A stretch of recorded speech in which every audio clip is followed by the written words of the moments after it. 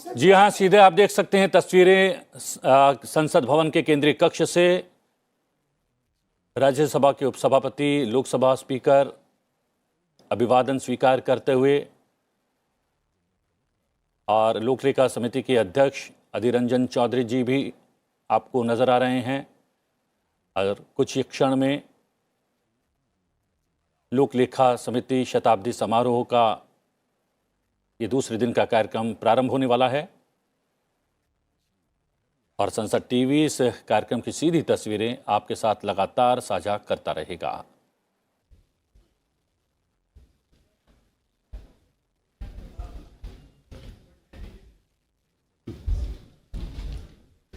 लोक लेखा समिति शताब्दी समारोह के समापन सत्र में उपस्थित सभी माननीय विशिष्टजनों को सादर नमस्कार।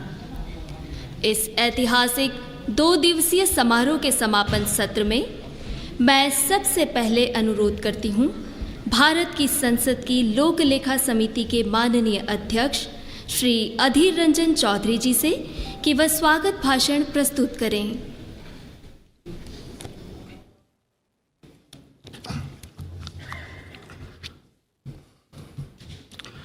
Distinguished delegates,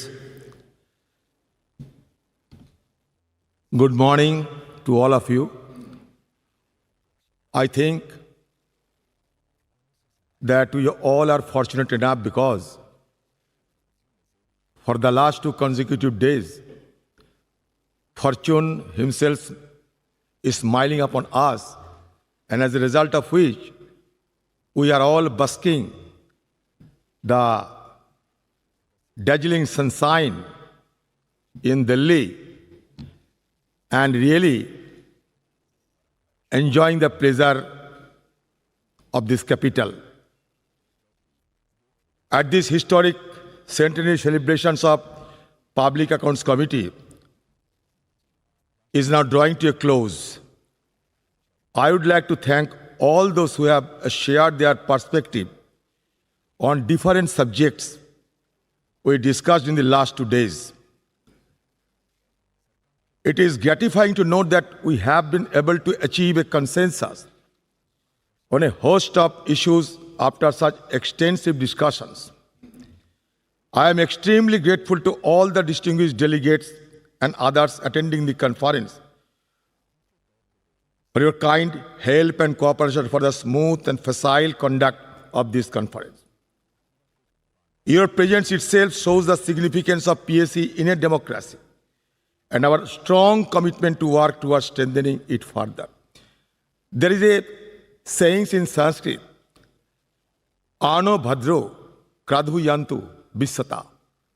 Let the noble ideas comes from different directions. And India is such a country which always indulges the divergence of values. We always encourage the plurality of our culture. Debate, discussion, dissent, disagreement are all inherent in our civilization. Practically, our civilization is itself an unending celebration of human plurality. Just see, we have inherited 4 Vedas, 18 Upanishads, 6 schools of classical philosophy, 2 epics, and so on, which eloquently speaks the society we have inherited, which know how to accommodate this divergence of ideas and the dissension also. This is the beauty and niceties of our civilization. So that is why India is called a civilizational country, where always debate is inspired. See, the dialogue and debate in Mahabharata everywhere we have been witnessing since the time immemorial that question, query, quest, doubts, all are to be ventilated in a free and unrestricted manner, which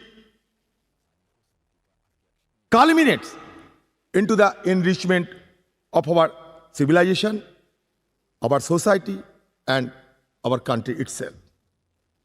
After the end of the Second World War, if you see that a world witnessed a wave of democratizations across the globe.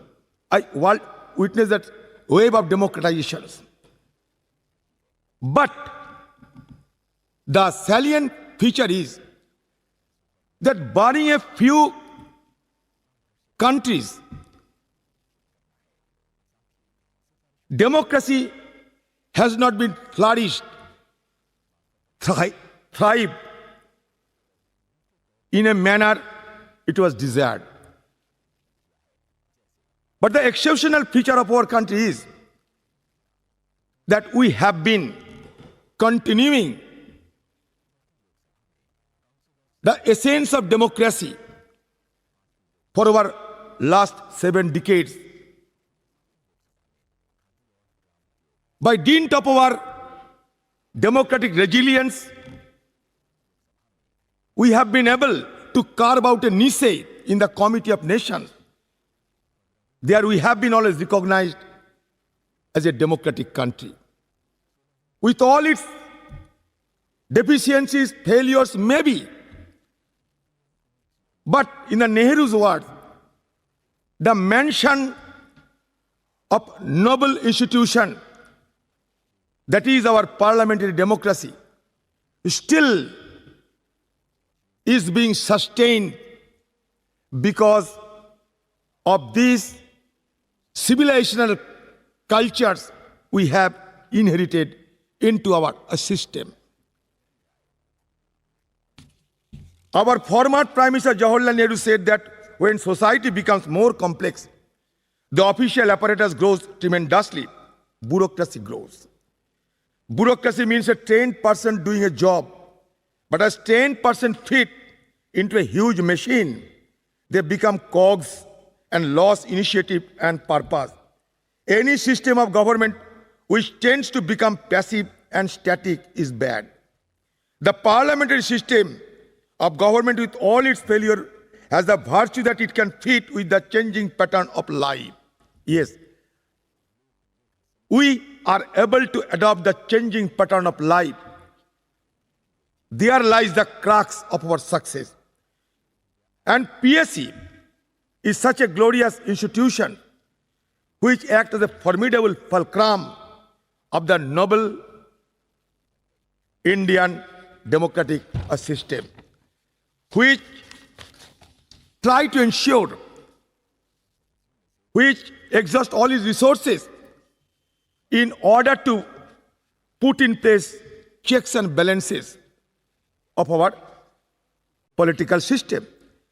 Today, when this memorable conference concludes on behalf of all the delegates, and on my own behalf, I take this opportunity to express my profound gratitude to the respected President of India, Sri Ramnath Kovind ji, who graciously acceded to our request to inaugurate the conference. The tone for meaningful debates at the conference was set by his stimulating inaugural address. We are grateful to the Honorable Speaker Lok Sabha, Sri Om Birla ji, for taking keen interest in organizing this program and providing us with his invaluable guidance and kind support. We have with us our Honorable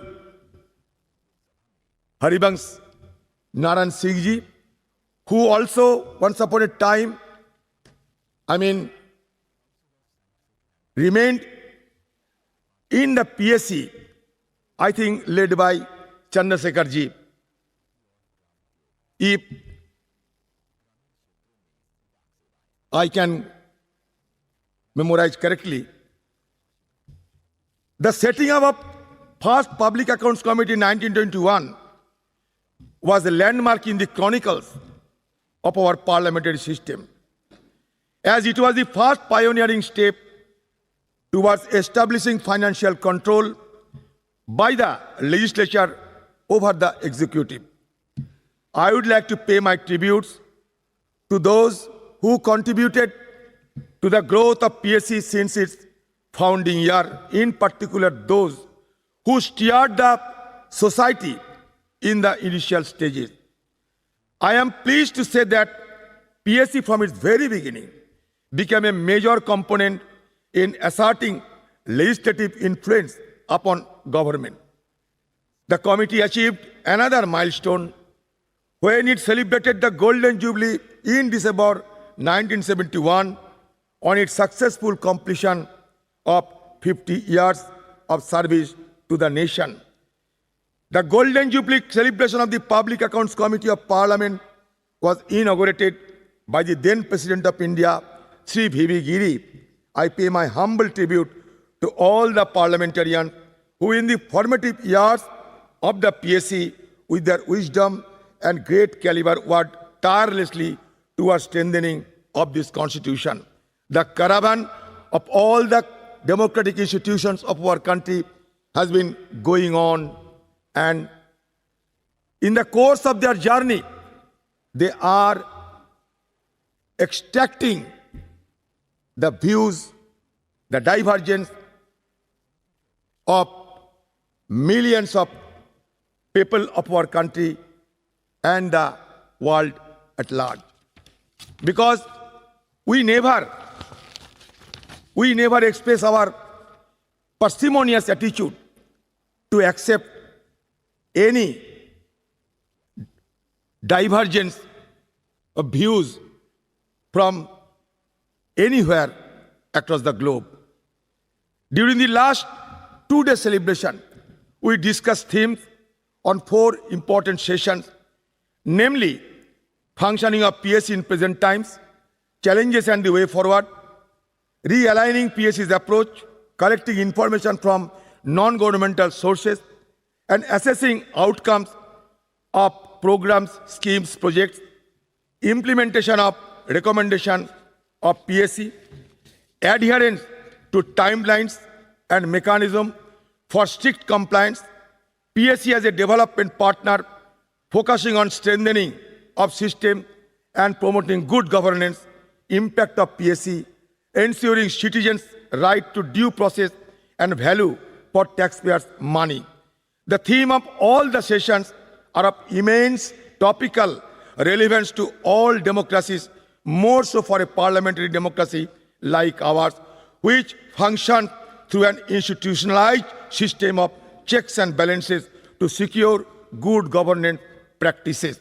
See, we have not reached to such a zenith of democracy without any suffering or without any struggle or fight in our journey. I would like to remind you that the Nobel laureate Rabindranath Tagore once expressed his grief, anguish, pain to his associates after observing the terror and horror that occurred during the course of World War II. One of his associates replied that, Mr. Tagore, the courses of civilization have not been determined by the brutal forces. The courses of civilization have been determined by the forces of humanity. So, the course of history will not be determined by the red shirt or black shirt. It has become true. The reason is that neither the brown shirt of Hitler nor the black shirt of Mussolini are going to determine the courses of civilization in the contemporary period. The course of civilization is going to be determined by a person who has no shirt. He is Mahatma Gandhi. He lives in India, was quoted by one associate of Rabindranath Tagore. As we all know, executive accountability to the legislature is one of the cornerstones on which the edifice of a parliamentary democracy is erected. It is also one of the crucial components of good governance, along with securing rule of law, ensuring transparency and combating lack of probity. Public Accounts Committee keeps a constant vigil over the government spending and performance. Thus, parliamentary control over public expenditure is not limited only to voting of monies required for carrying on the administration of the country, but it also ensures that the expenditure is incurred in a prudent manner and that the objectives underlying the policies approved by the Parliament are achieved. Meanwhile, as far as overall approach is concerned, I believe PSC is desired to find innovative responses to newer and emerging challenges in the present scenario. The report of PSC are immense value. Citizens can use this report to question their representatives and hold the public servant to account. We have got, during the exchange of views, a plethora of ideas. Our honorable participants, they have evacuated the treasury of their experiences in the course of the deliberation. We have decided that we will give due importance to those views, opinions articulated by those distinguished delegates during the course of deliberation, and in consultation with our honorable speaker, we are going to devise a way and means to make the PSC mechanism more strident, more responsive, and more accountable. And certainly, you are all will be taken into consideration. It will be done not in isolation, but in unison of all the PSC chairmen across the nation. I now conclude on a note of satisfaction and with the hope that the Public Accounts Committee will work with more intent and sincerely in the coming years in delivering democracy and setting high benchmarks for democratic legislatures so as to ensure that democracy delivers as also remains relevant to the people at all times. Our thanks are also due to the Secretary General of Lok Sabha, Sri Utpal Kumar Singh, for his profuse efforts in organizing this event. I would also like to express my deep appreciation of the quiet and dedicated work put in behind the scenes by the officer and staff of the Lok Sabha Secretariat and PSC Secretariat, who provide invaluable secretarial assistance to make this function a grand success. I also take this opportunity to heartily thank the media for taking an active interest and giving wide coverage for the varied activities of the conference. I would also like to express my deep appreciation for the exhibition organized by Parliament Museum and Archives on the 100 years historic journey of PSC. The exhibition is the attraction of centenary function. Such exhibitions have their own importance, for they go a long way in creating awareness of the efficacy of parliamentary institutions and structure in strengthening democracy.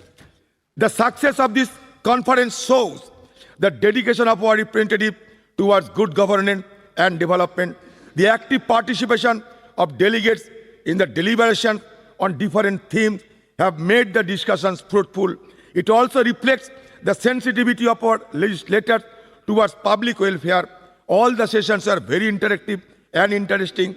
Friends, more than anything else, our gratitude is to you all, whose cooperation at every stage and enthusiastic participation throughout the conference is what is what has made all our efforts a highly rewarding experience for us as the host.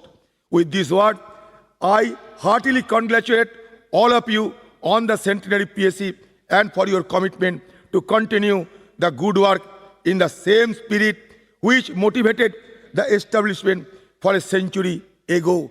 Gandhiji once exhorted to us, a small body of determined spirits fired by an unquenchable faith in their mission can alter the course of history. Certainly, we will do something magnificent, something significant, something needful for the country which we are belonging, our great country, India. Jai Hind. Sabko namaskar.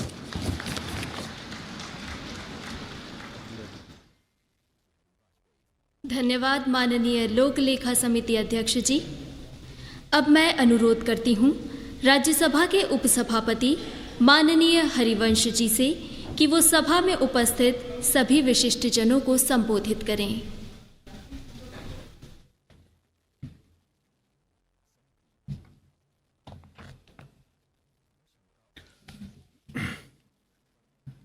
माननीय speaker Lok Sabha Shri Om Birla जी, संसद की public accounts committee के chairman माननीय श्री अधीर रंजन चौधरी जी, विभिन्न विधानसभाओं के आए सम्मानित अध्यक्षगण, विधानसभाओं के पीएससी के अध्यक्षगण, उपस्थित अनेक माननीय वरिष्ठ सांसद, पूर्व सांसद, पीएससी के अध्यक्ष, और मैं कहूं बहुत सारे चेहरे ऐसे लोगों का मैं देख रहा हूं जो सांसद भी हैं, जो पहले पीएससी के अध्यक्ष भी रहे हैं, जिनके लेखन, वचन और काम से बहुत कुछ व्यक्तिगत सीखा हूं, सीखता भी हूं।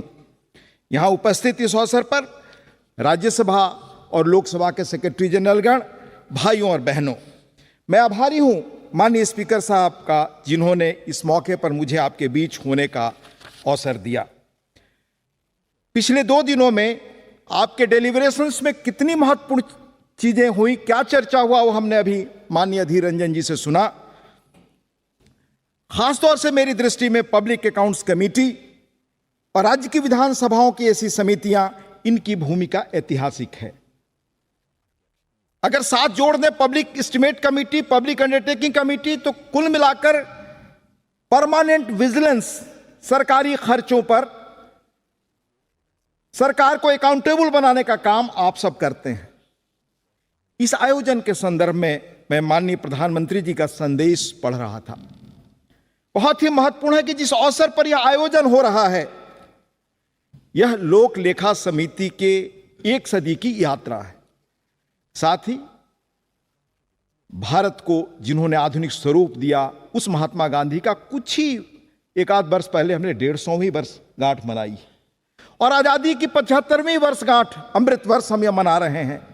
और दुनिया में यह दौर मेरी सामान्य समझ में आर्थिक विकास का दौर है।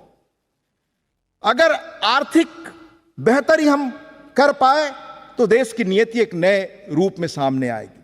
आज हमारे लिए शायद यह दुनिया की जो स्थिति है, उसमें एक राजनीतिक आर्थिक ताकत बनना एक विकल्पहीन मुद्दा है, और वह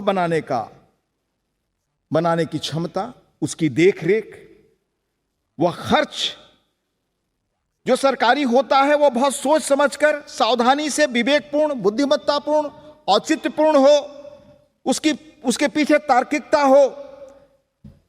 यह काम तो आप सभी करते हैं। महज आपके जिम्मे यह देख रेख कि नुकसान हो, लीकेजेज हो, यही नहीं है, बल्कि जो चीजें तय हुई हैं उनका परिणाम देश को आर्थिक लाभ के रूप में, आर्थिक विकास के रूप में मिल रहा है कि नहीं। आप देखें किस रूप में आपका दायित्व बढ़ा है। कल आपने सुना 1921 में जब पीएससी का गठन हुआ तो गवर्नमेंट रेवेन्यू महज 200 करोड़ का था। 1947-48 first budgetary expenditure by central government was 197 crore. आज budgetary expenditure is almost 35 lakh crore. और मैं राज्यों के फिगर देख रहा था, 21-22 में combined budget of all states, जो सूचना मुझे उपलब्ध मिली सार्वजनिक प्लेटफॉर्म से, लगभग 43 लाख करोड़। आज स्टेट्स सेंटर से भी अधिक खर्च कर रहे हैं। तो रोल ऑफ स्टेट पीएसएज और यहां की पीएसएज कितनी बड़ी डिफाइनिंग रोल है इस हिस्ट्री में कि भारत को इकोनॉमिक सुपर पावर बनाने में आपकी भूमिका अभूतपूर्व है। और यह महज मैं मानता हूं कि राजकोष, खजाना या सार्वजनिक धन का खर्च कैसे हो, यह इतिहास की धारा तय करती है चीज। यह देश की भविष्य और नियति तय करेगी। यह ताकत आपके पास है, आपकी निगरानी में यह चीजें हो रही हैं। मैं बताना चाहूंगा कि किस तरह से पीएससी के कामों का क्या असर रहा है देश में। 1958 का एक प्रसंग आप याद करें। एक मुद्दा उठा, किस तरह से तत्कालीन एक बहुत ही प्रभावी आदमी पर उसका असर पड़ा। 64-65 onwards Shri R Morarka ji chairman होते थे पीएससी का।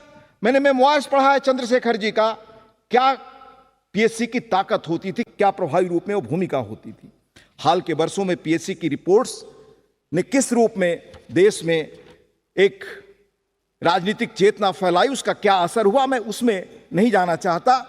पर मानव नियति तय करने में आर्थिक मुद्दों का बड़ा कारगर इतिहास और उसकी भूमिका रही है।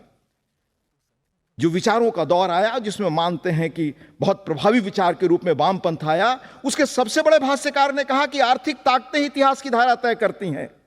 पर महात्मा गांधी उससे आगे गए। 1921 में उन्होंने सार्वजनिक खर्चे का एक पैमाना तय किया और फॉर्मूला दिया। 1921 में आप याद करें, कहा, मैं कोट करता हूं, यदि हम जनता से मिली पाई पाई का ठीक से हिसाब न रखें और उसे समझदारी से खर्च न करें तो उचित यही होगा कि हमें सार्वजनिक जीवन से निष्कासित कर दिया जाए। आजादी के बाद महात्मा गांधी ने खर्च कैसे करें, सरकारें कैसे खर्च करें और सरकारें कैसे रहें, इस पर बाकायदे उन्होंने लिखा और कहा।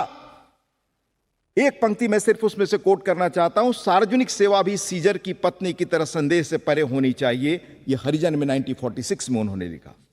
महात्मा गांधी ने कहा कि साधन और साध्य के बीच, वो शायद इतिहास में अनोखे नायक हुए जिन्होंने कहा साधन बेहतर होंगे तभी साध्य आप बेहतर पा सकते हैं।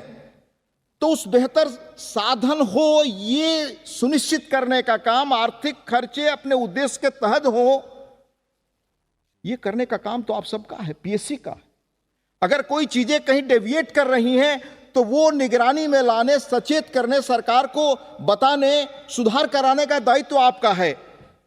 और ये पुरानी परंपरा रही है। आपने कल कौटिल्य की बात भी सुनी। 2000 वर्ष पूर्व कौटिल्य अर्थशास्त्र में किस तरह चाणक्य ने कहा। और सिर्फ ये कौटिल्य तक नहीं, तिरुवल्लुर, तिरुकुरुल से लेकर इथिकल मैनेजमेंट के बारे में भारतीय परंपरा में शुक्र नीति से लेकर महाभारत में भीष्म जब स्टेट क्राफ्ट के बारे में कहते हैं, सब जगह आप प्रसंग पाएंगे। और गांधी ने सुनिश्चित किया, सूक्त वाक्य में कहा कि अंतिम आदमी तक इसका लाभ पहुंचे, यह होना चाहिए। इसीलिए शायद कॉन्स्टिट्यूशन रिव्यू कमीशन ने पीएससी को conscience keeper of the nation in financial matters कहा था। कुछ ही दिनों पहले माननीय प्रधानमंत्री जी ने कैग के ऑडिट दिवस पर कहा कि सीएजी सरकार की परफॉर्मेंस को असेस कर सरकार को एक आउटसाइडर व्यू पॉइंट देता है। उन्होंने यह भी कहा, whatever CAG suggests, government makes systematic improvements and we see it as support to the government. विगत कुछ वर्षों में आंकड़ों को देखें तो सरकार ने, केंद्र सरकार ने 75% से अधिक पीएससी की रिकमेंडेशंस को माना एवं उस पर काम किया। State PSCs also should press upon their governments to respond to implementation status of PSCs recommendation. इस तरह की आवश्यकता पर पहले के कॉन्फ्रेंसेज में भी चर्चा हुई है। मैं कहना चाहूंगा, खासतौर से स्टेट्स के बारे में कभी कभी खबरें मिलती हैं, और मैं खबरों के माध्यम से उसी सूचना स्रोत से कह रहा हूं कि आज आपने देखा कि स्टेट्स द्वारा खर्चे का वॉल्यूम कितना बढ़ा है कि पीएससी की रिपोर्ट्स अब कम आती हैं। अगर जहां ऐसा है उसको बढ़ाने की कोशिश करनी चाहिए। यह सिर्फ रिचुअल ना रहे, क्योंकि बताया मैं, इकोनॉमिक खर्चे जिस तरह से सरकार द्वारा फाइनेंशियल मैनेजमेंट होता है, उससे देश की नीति तय होती है। उस पर निगरानी रखने, देखने, उसको डेविएट न होने देने का दायित्व इस कमेटी का है। कई जगहों पर लोग महसूस करते हैं स्टेट्स में कि स्पेशल ऑडिट उन डिपार्टमेंट्स का होना चाहिए, 100% डिपार्टमेंट्स का ऑडिट होना चाहिए। कई स्टेट्स में ऐसी खबरें भी मिलती हैं कि टोटल बैंक्स के पास जो खर्चे के उनके रिसिट्स और बाकी चीजें जाती हैं, डिटेल्स, बिल्स वगैरह वो, और सरकार के पास जो खर्चे हुए हैं उनमें रिकंसिलिएशन फिगर नहीं मिलते। ये सारी चीजें, ये संभावना इसलिए थी क्योंकि पहले फिजिकल काम होता था, पहले संभव है कि ये सब लैकुना रहता हो, पर आज टेक्नोलॉजी ने संभव बनाया है कि ये सारी चीजें बदली जा सकती हैं। पीएससी को रिसोर्सेज उपलब्ध कराना चाहिए जिससे पीएससी इन कामों को इफेक्टिवली मॉनिटर कर सके। टेक्नोलॉजी का क्या असर पड़ा आपने देखा। डायरेक्ट बेनिफिट स्कीम जिसके बारे में कल आपने चर्चा सुनी, माननीय महामहिम राष्ट्रपति जी के संबोधन में डीबीटी स्कीम 2020 का क्या इंपैक्ट था, उन्होंने बताया कि 9 lakh crore directly transfer to beneficiaries through DBT during last 5 years, और उसमें लीकेज कितना बचा, 1.7 लाख करोड़। यानी टेक्नोलॉजी, बैंक, आधार, मोबाइल ने ये सारी परिवर्तन किए। मैं आग्रह करूंगा, क्योंकि हमारे बड़े इफेक्टिव हैं अधीर रंजन जी और आप सब, कि टेक्नोलॉजी के माध्यम से कैसे इन चीजों को और हम बेहतर बना सकते हैं जो पहले संभव नहीं था हाथ के माध्यम से, या जब हम पुराने तौर तरीके से काम करते थे, तो अब संभव है क्योंकि आज टाइम स्पीड एक्यूरेसी टेक्नोलॉजी ने, आर्टिफिशियल इंटेलिजेंस के दौर में टेक्नोलॉजी पहुंच के वो संभव बनाया। अब जैसे मैं एक सिर्फ उदाहरण के तौर पे कहना चाहूंगा कि हम इनोवेट करें कि क्या ये चीज संभव है। क्या मैं देख रहा था कि कैग ने 2004-09 में ऑब्जर्वेशन दिया management of defence deal land के बारे में। मैं डिफेंस कमेटी में था पहले। 2013 में पीएससी ने रिपोर्ट उस पर दी, 2018 में एक्शन रिपोर्ट आया। आप समझें कि 2004-09 में जब कैग की रिपोर्ट आई उसके पहले चीजें हो रही होंगी। यानी कहा जाता है पीएससी को कि पोस्टमार्टम हम करते हैं, लेकिन अब टेक्नोलॉजी ने संभव बनाया है। कल आपने कोट सुना सिडनी वेब का, जिन्होंने लंदन स्कूल ऑफ इकोनॉमिक्स की बुनियाद डाली। वो बड़े जाने माने ब्रिटिश इकोनॉमिस्ट और सोशल रिफॉर्मर थिंकर रहे। उन्होंने कहा कि यह पोस्टमार्टम परीक्षा जो होती है पब्लिक ऑडिट से, ये पेशेंट्स को अलाइव रखने के लिए कुछ करता या नहीं करता, यह अलग एक इश्यू है, पर पोस्टमार्टम की यह परीक्षा मर्डर को रोकता है। पर आज ये संभावना बनी है टेक्नोलॉजी के माध्यम से कि जहां मर्डर की भी संभावना बनी हो शायद रोका जा सकता है, पर इसके लिए रिसोर्सेज, संसाधन इस कमेटी को मिलना चाहिए। मुझे लगता है इस नए ढंग से इस पर इनोवेट किया जाना चाहिए, सोचना चाहिए। मुझे यह बताना चाहिए कि पीएससी के काम का दायरा बहुत वाइड है। करीब 40 कैग रिपोर्ट्स साल में आती हैं। इन सभी को एग्जामिन करना संभव नहीं हो पाता, इसलिए लॉन्ग पेंडिंग ऑडिट पैराज की आज समस्या है। स्टेट्स में भी है और संभव है कि केंद्र में भी हो। कई सारे टैक्स और फाइनेंशियल डिसीजंस 2-3 दशक पुराने हैं जिनका आज के समय में रेलेवेंस नहीं रह जाता। इनमें से कुछ विषयों पर तो सरकार द्वारा करेक्टिव मेजर्स लिए गए हैं। पीएससी को और अधिक बैठकें या उपसमितियां बनाकर आम सहमति से विषयों पर डिसीजन कर क्लोज करना चाहिए, चाहे स्टेट्स हो या चाहे सेंटर हो। पर इसके लिए पीएससी को रिसोर्सेज चाहिए, मैन पावर चाहिए, उनको सारे संसाधन चाहिए। और ये काम की दुनिया में आज आर्थिक सवाल कितनी बड़ी नियति इंसान की, समाज की, देश की तय कर रहा है, यह बताने की जरूरत नहीं है। यह पब्लिक अवेयरनेस का दौर है। ऑनेस्टी, ट्रांसपेरेंसी पब्लिक लाइफ की बुनियादी जरूरत है और टेक्नोलॉजिकल एरा है। इसलिए हमारी ऑडिट प्रणाली में क्या आधुनिकता लाई जाए, कैसे उसको इस टेक्नोलॉजी से जोड़कर और रेलिवेंस बनाया जाए, इस पर भी नए ढंग से इनोवेट करना चाहिए। अगर हमारे ऑडिट में कोई फॉल्ट है, जो बाद में चीजें सामने आती हैं, वो हम इंट्रोस्पेक्ट करके उस पर अलग से विचार करके सोचें। अगर उसको और साइंटिफिक और बेहतर करने के अवसर अगर आज उपलब्ध है टेक्नोलॉजी के माध्यम से, तो उस सिस्टम को और मजबूत और बेहतर बनाना चाहिए। मैं एक और अपने अनुभव के तौर पे, सुझाव के तौर पे यह कहना चाहूंगा कि समिति चूंकि फाइनेंशियल और इकोनॉमिक पहलुओं को एग्जामिन करती है, जिसकी टर्मिनोलॉजी बड़ी कॉम्प्लेक्स और डिफिकल्ट होती है। इन पहलुओं की जानकारी एक्सपर्ट्स द्वारा समय समय पर सभी सदस्यों को देनी चाहिए और वह प्रभावी तरीके से कमेटी के काम में, ताकि सदस्य भाग ले सकें। मेरा अनुभव रहा है एक पत्रकार के तौर पे, अनेक जगहों पर 40-40, 50-50 वर्ष पहले सेंट्रल इन्वेस्टमेंट हुए, पर उसका रिटर्न समाज को नहीं मिल रहा है। डेड एसेट्स के रूप में चीजें पड़ी हुई हैं। कॉस्ट एस्केलेशन उसका अलग होता है। क्या इन चीजों को इफेक्टिवली मैनेज करने के लिए रिपोर्ट्स के आधार पर कोई पॉलिसी डिसीजन बनाने की सुझाव या राय कमिटियों के द्वारा आए, तो मुझे लगता है इस पर हमें गौर करना चाहिए। संसद की अन्य स्थायी समितियों को भी ऑडिट पैरास को एग्जामिन करने की कुछ जिम्मेदारी लेनी चाहिए। इस पर वेंकटचलैया कमीशन ने भी जोर दिया है।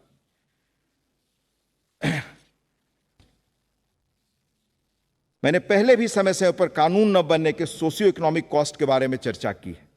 पुराने कानूनों को रिपील करने या उनमें जरूरी अमेंडमेंट के लिए उन्हें लगातार रिव्यू करते रहने की आवश्यकता है। इस प्रोसेस में पीएससी की भी एक बहुत महत्वपूर्ण भूमिका है। उदाहरण के तौर पर इस साल फरवरी में पीएससी की एक सब कमेटी ने फूड सेफ्टी और सिक्योरिटी एक्ट के इंप्लीमेंटेशन को एग्जामिन किया, जिसमें कई सारी कमियां पाई गई। इससे सरकार को भी कानूनों में आवश्यक संशोधन करने में सहायता मिलती है। हमारा मानना है कि विधानमंडलों के पीएससी के विधानसभाओं के पीएससी के अध्यक्षों को भी राज्य के कानूनों में भी इस प्रकार के रिव्यू करने का प्रयास करना चाहिए। पीएससी द्वारा अपनी रिपोर्ट्स को और सरल बनाने व सेल्फ कंटेंटेड प्रेस सामग्री उपलब्ध कराने की जरूरत है, ताकि इन रिपोर्ट्स पर मीडिया द्वारा कम समय में प्रमुखता से कवरेज हो और इकोनॉमिक इश्यूज पर पब्लिक एडुकेशन हो सके। इसके लिए सहज और सरल शब्दों में देश के लोकल लैंग्वेजेज में इन चीजों को बताया जाने की जरूरत है।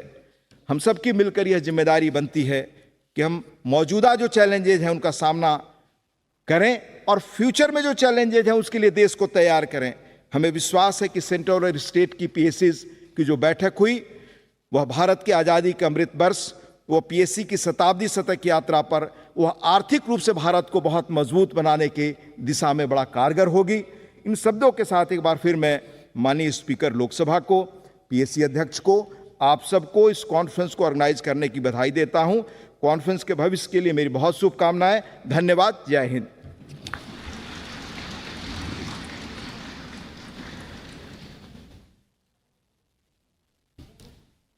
धन्यवाद राज्यसभा के माननीय उपसभापति जी। अब मैं लोकसभा अध्यक्ष माननीय ओम बिरला जी से आग्रह करती हूं कि वो भारत के विधायी निकायों के पीठासीन अधिकारियों के सम्मेलन की शताब्दी स्मारिका का विमोचन करें।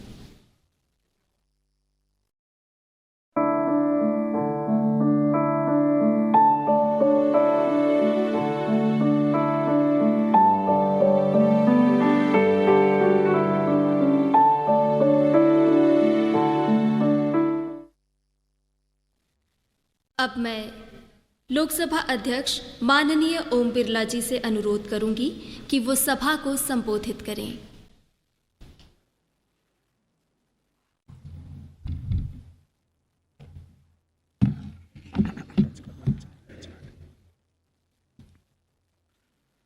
लोक लेखा समिति के शताब्दी समारोह के समापन में राज्यसभा के डिप्टी चेयरमैन डॉक्टर हरवंश जी, संसदीय लोक लेखा समिति के चेयरमैन श्री अधीर रंजन जी, मंत्रिमंडल के सदस्यगण, राज्य विधानमंडल के पीठासीन अधिकारीगण, माननीय सांसदगण, पब्लिक अकाउंट कमेटी के चेयरमैनगण, सदस्यगण, सभी राज्यों के आए अधिकारी, कर्मचारी भाइयों और बहनों, संसद की लोक लेखा समिति का शताब्दी समारोह का समापन आज हो रहा है।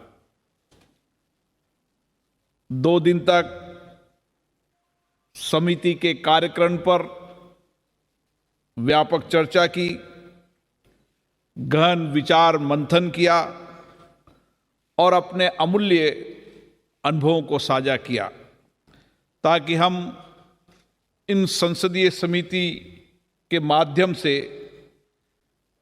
देश की जनता के प्रति इन समितियों को जवाबदेह बना सकें। साथियों, वर्तमान कालखंड एक महत्वपूर्ण कालखंड रहा है। आजादी के हमारे संसदीय लोकतंत्र की 75 वर्ष की यात्रा हम पूरी करने जा रहे हैं और इस आजादी के अमृत महोत्सव पर हमने समाज के व्यापक कल्याण के लिए इन लोकतांत्रिक संस्थाओं को जवाबदेही बनाया है। संसद की समितियां हो, राज्य की समितियां हो, उन समितियों के माध्यम से जनता में पारदर्शिता आए, जनता का कल्याण हो सके, सामाजिक आर्थिक बदलाव ला सके। इसके लिए इस यात्रा में हमने बहुत काम किया है। वर्तमान परिप्रेक्ष्य में संसदीय समितियां शासन की जवाबदेही और पारदर्शिता सुनिश्चित करने में महत्वपूर्ण भूमिका निभा रही है। इस 2 दिवसीय अधिवेशन में 4 सत्रों में व्यापक चर्चा हुई है, संवाद हुआ है और भविष्य में इन समितियों पर आने वाली चुनौतियों पर व्यापक कार्य योजना बनाने के निर्णय और फैसले भी हुए। लोक लेखा समिति संसद और विधानमंडल की सबसे महत्वपूर्ण समिति होती है। यह समिति केवल इस देश में नहीं, विश्व के अधिकतम लोकतांत्रिक देशों के अंदर लोक लेखा समिति वहां की संसदीय प्रणाली के अंदर सबसे महत्वपूर्ण समिति होती है। यह समिति जहां देश और राज्य के वित्तीय संसाधनों का समुचित उपयोग हो, वित्त शासन में पारदर्शिता रहे, जनता के धन का सदुपयोग हो और उसका नियोजन ठीक हो, इसको देखने की जिम्मेदारी भी समिति की है। समिति इस बात को भी देखती है कि जो जनता का धन है, जो समाज कल्याण की योजनाओं में लगाया गया है, उन योजनाओं के माध्यम से समाज के आर्थिक और सामाजिक जीवन में क्या परिवर्तन हुआ, ये काम भी इन समितियों के माध्यम से देखा जाता है। आज के वर्तमान परिप्रेक्ष्य में जब राज्यों का और देश का बजट 75 वर्ष की यात्रा में बहुत बड़ा है, तो इन संसदीय समितियों की जिम्मेदारी भी बड़ी है, प्रासंगिकता की बड़ी है, इनका काम भी बड़ा है और इसीलिए इन समिति के कार्यों का ठीक से एग्जीक्यूशन हो, जो योजनाएं के लिए धन आवंटित किया गया है, उस आवंटित धन का हम ठीक से निगरानी कर सकें ताकि विकास में गया हुआ धन का ठीक से उपयोग हो सके। ये समिति की जिम्मेदारी है। साथियों, इस 75 वर्ष की यात्रा में देश में व्यापक बदलाव हुआ है। राज्य और देश ने समाज के अंतिम व्यक्ति के कल्याण के लिए सामाजिक कल्याण की योजनाओं के माध्यम से व्यापक सामाजिक आर्थिक परिवर्तन करने के लिए काम किया है। और आज यही कारण है कि जहां एक धन का हिस्सा विकास की योजनाओं में लगता है, उतना ही धन का विकास के साथ साथ लोगों के सामाजिक आर्थिक जीवन में परिवर्तन करने के लिए भी लाया जाता है। लेकिन इस समिति की और जिम्मेदारी इसलिए बढ़ जाती है कि हम समय समय पर किस योजनाओं के माध्यम से लोगों के सामाजिक आर्थिक जीवन में परिवर्तन आया, इसके लिए भी इस समिति को समय समय पर प्रत्यक्ष रूप से जो स्टेक होल्डर हैं, जो इन योजनाओं का लाभ ले रहे हैं, उनसे प्रत्यक्ष संपर्क बनाकर फील्ड में जाकर भी इन समितियों को व्यापक गहन विचार विमर्श और जांच करने की आवश्यकता है, ताकि हम उन योजनाओं के अंदर दिए गए धन का सही नियोजन हो और उसका अपव्यय न हो, इसका काम भी देखने का इस समितियों का है। साथियों, देश के अंदर हो चाहे राज्य विधानमंडलों के अंदर हो, जब से संसदीय समितियां बनी हैं, मैं कह सकता हूं ये मिनी संसद के रूप में काम करी। इन संसदीय समितियों में चर्चा, जो विमर्श होता है, मंथन होता है, वो राजनीति से ऊपर उठकर होता है। सभी दल के लोग रहते हैं और सभी दलों के लोगों का यह प्रयास होता है कि इन संसदीय समितियों के माध्यम से हम किस तरीके से हमारा राष्ट्र के प्रति जो दायित्व निभा सकते हैं, किस तरीके से समाज के अंदर व्यापक परिवर्तन कर सकते हैं, इसके लिए संसदीय समितियां व्यापक रूप से काम कर रही है। इन संसदीय समितियों की जो सिफारिशें होती है, उन सिफारिशों को भी सरकार मानती है, क्योंकि संसदीय समितियां डायरेक्ट सीधा संपर्क करती है। चाहे विधेयक बनाने में हो, विधेयक बनाने के लिए जब कानून बनता है, उसके लिए भी कानून के पढ़ने वाले प्रभाव के पढ़ने वाले लोगों से चर्चा करती है, संवाद करती है, ताकि कानून सही बने। इसके लिए भी संसद हो या राज्य की स्टैंडिंग कमेटियों का बहुत बड़ा रोल आज की लोकतांत्रिक व्यवस्था के अंदर है। मेरा आग्रह है कि इस 2 दिन के मंथन में पब्लिक अकाउंट कमेटी ने जो चर्चा की, उसके लिए एक समिति बने।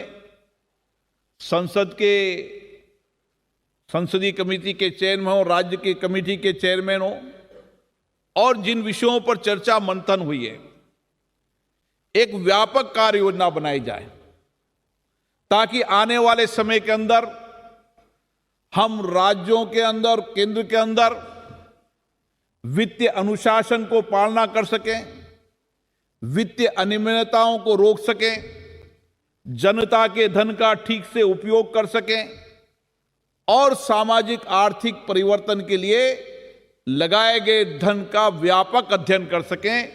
इसके लिए एक समिति को व्यापक कार्य योजना बनानी चाहिए। और ये समिति जो व्यापक कार्य योजना बनाएगी, हम पीठासीन अधिकारी उस पर चर्चा करेंगे, राज्य की, केंद्र की सरकारों से चर्चा करेंगे और एक ऐसी नियमावली तय करेंगे जिससे पूरे देश के अंदर एक नियमावली तय हो सके। पिछले दिनों पीठासीन अधिकारी सम्मेलन में माननीय प्रधानमंत्री जी ने पीठासीन अधिकारी के सम्मेलन में कहा था कि पूरे राज्य और देश के विधानमंडलों की एक व्यापक रूप से एक नियमावली हो, एक पोर्टल पर उनके सारी डिबेट, चर्चा, संवाद एक पोर्टल पर हो। उससे आगे बढ़कर हमने संसदीय समिति की रिपोर्टें भी एक पोर्टल पर लाने का काम कर रहे हैं। मुझे लगता है कि आने वाले समय में हम देश में एक पोर्टल पर जितनी भी हमारी विधानमंडल और केंद्र विधानमंडल की संस्थाएं हैं, उसको देश का व्यक्ति एक प्लेटफॉर्म पर देख सकेगा। मैं इस मौके पर यहां पर जिन लोग प्रतिनिधियों ने इसमें सहभागिता हुए उनको धन्यवाद देता हूं और विशेष रूप से माननीय राष्ट्रपति जी का, उपराष्ट्रपति जी का मार्गदर्शन हमें मिला। माननीय प्रधानमंत्री जी ने एक सकारात्मक संदेश हमें दिया है। हम उन सबके सकारात्मक संदेश और मार्गदर्शन से देश की इन लोकतांत्रिक संस्थाओं को सशक्त करेंगे, मजबूत करेंगे। इन संसदीय समितियों को जनता के प्रति जवाबदेह बनाएंगे, पारदर्शिता बनाएंगे और आने वाले समय के अंदर ये देश और सशक्त और मजबूत हो। और आज जो हम योजना बना रहे हैं, आने वाले 25 साल के अंदर भारत के लोकतंत्र की दिशा क्या हो, इन संसदीय समितियों की क्या दिशा हो, ताकि देश के अंदर एक व्यापक रूप से हम लोकतांत्रिक संस्थाओं के माध्यम से जनता की अपेक्षाएं, आकांक्षा और विश्वास को पूरा कर सकें। आप सभी ने जिस सक्रियता से भाग लिया, आप सब धन्यवाद के पात्र हैं। हम सब लोग, जनप्रति लोग यहाँ पर राष्ट्र के प्रति, अपनी जनता के प्रति अपने कर्तव्यों को पूरा करने के लिए पूरी जिम्मेदारी के साथ काम कर रहे हैं।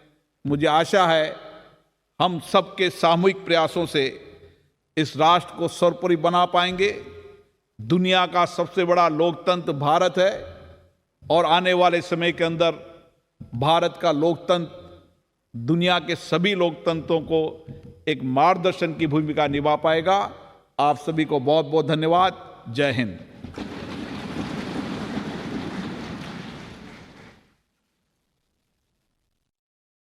समापन संबोधन के लिए बहुत बहुत धन्यवाद माननीय लोकसभा अध्यक्ष जी।